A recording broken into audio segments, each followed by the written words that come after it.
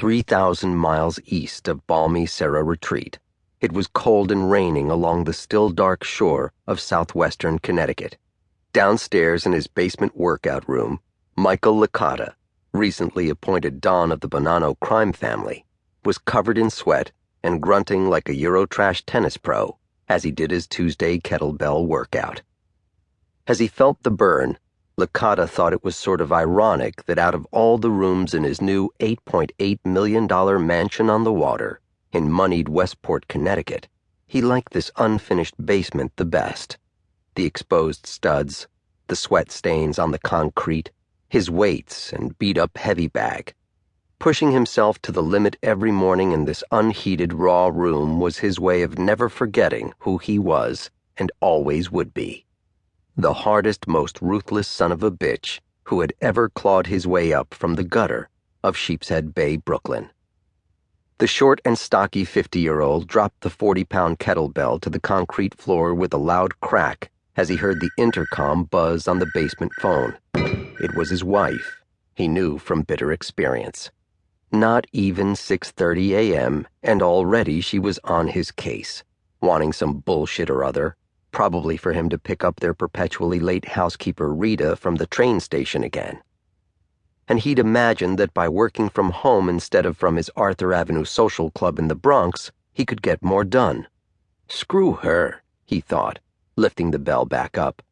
The man of the house wasn't taking calls at the moment. He was freaking busy.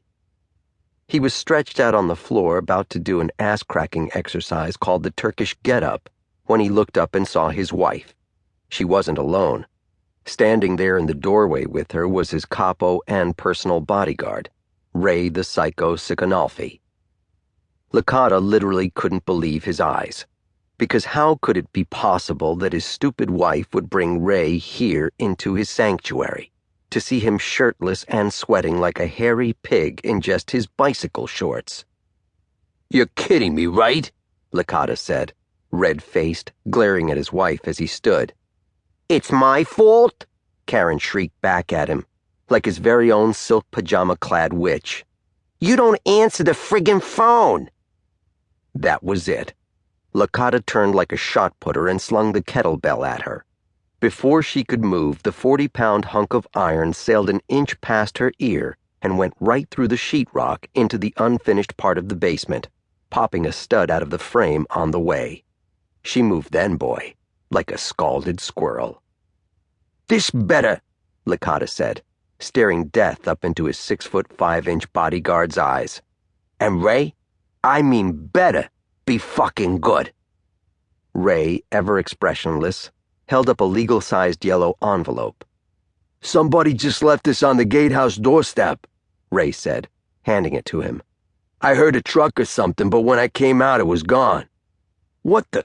Is it ticking?" Licata said, shaking his head at him.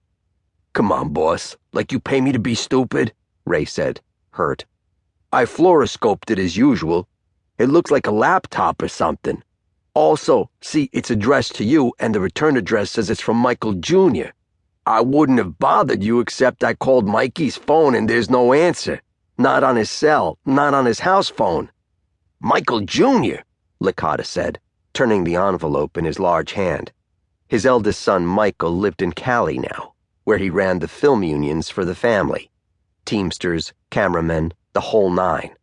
What the heck was this? He tore open the envelope. Inside was, of all things, an iPad. It was already turned on, too. On the screen was a video, all set up and ready to go, the arrow play symbol superimposed over a palm tree bookended house that was lit funny. There was a green tinge to it that Licata thought might have been from some kind of night vision camera.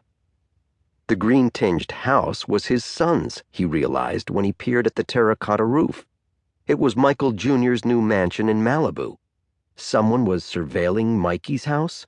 The feds, maybe? He thought. "What is this shit?" Licata said, tapping the screen.